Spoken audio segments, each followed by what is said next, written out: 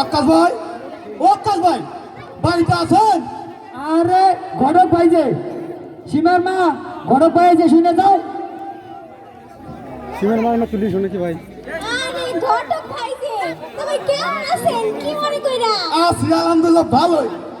আইলে মানে বিয়ার সম্বন্ধ নিয়া ও কোন দেই হুনি? একটা পোলা পাইছি, সুপুত্র। দেখতেও যেমন সুন্দর, আচরণ অনেক ভালো। কোনোদিন হাতে সিগারেট দেখে না। আবেন ভাবি পোলাটা কতটা ভদ্র। সবটা তো আপনার উপরে ছাড়িয়ে দিচ্ছি ঘটক সাহেব। তা দিনে মনে কিছু আছে নাকি? ওই পাড়ার করিম দেওয়ানি পোলা, দেওয়ানি মানুষ।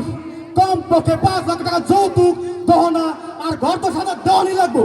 আল্লাহ রে আল্লাহ, এত টাকা পাবো কিন্তু। চিন্তা করবেন না, আপনার মাই অনেক সুখেই থাকবো। বাড়ির পাশে জমিটা বেচে দেন, তাও মায়েরা সুখে থাকুক। ঠিকই করছেন ভাবি। মাইয়ারা ডাক দেন, একটু আমি দেখি। সীমা, মাসিমা, একটু আয় তো।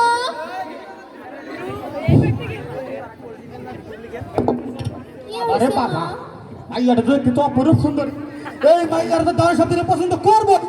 মাইয়া থেকে তোমার মা আর অনেক সুন্দর। এই ঘরে সবগুলো কি কর?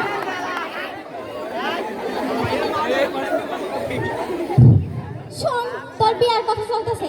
আজকে থেকে তোর আর স্কুল যাওয়া লাগবে না। কেন আমি বিয়ে করবো না? অবুজ মাইয়া, দেওয়ানি বাড়ির বউমি মাইয়া, খালি সুখ আর সুখ। পায়ের পা তুলে দেখাবি, বুঝো না?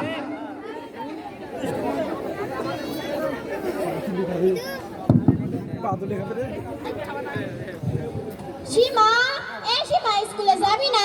না, সীমা স্কুলে যাইবো না। সীমার বিয়ার কথা চলতেছে। এত অল্প বয়সে বিয়া, ওর তো এখনো বিয়ার বয়সই হয় নাই। এই মাইয়া, তোমার বাবার নাম কি?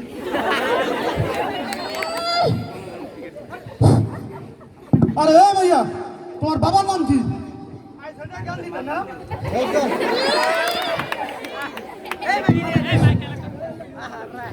যা সীমা ঘরে যা। মা আমি বিয়ে করবো না। মা আমি বিয়ে করবো না। ঘরে ঘরে না যত জমিদার বাড়ির পোলা সুখেই থাকবি। চল। না না, আমি বিয়ে করবো না। কান্না ভালো লাগতেছে না তোর? ঘটক সাহেব, বুঝছেন আমার অবস্থা তো খারাপ।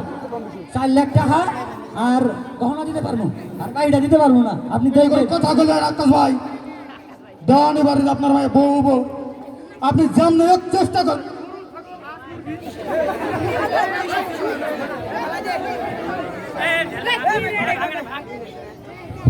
এটা কোনো কথা কইলেন আকাশ ভাই?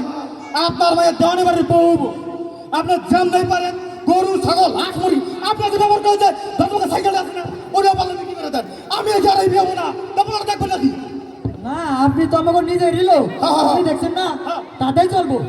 আচ্ছা তাহলে ভাই আপনি প্রস্তুতি নেন, বিয়া কিন্তু আগামী শুক্রবারে হইব। আচ্ছা ঠিক আছে, আগামী শুক্রবারে যদি বিয়ে হয়। আচ্ছা আচ্ছা ভাই, আমি থাকেন, আমি যাই। আচ্ছা থাকে, চলে যাই।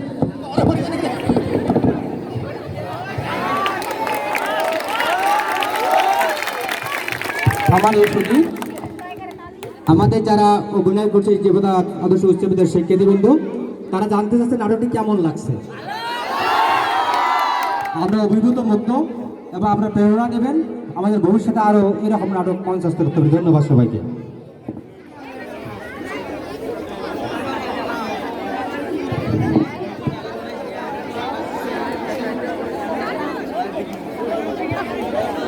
এবার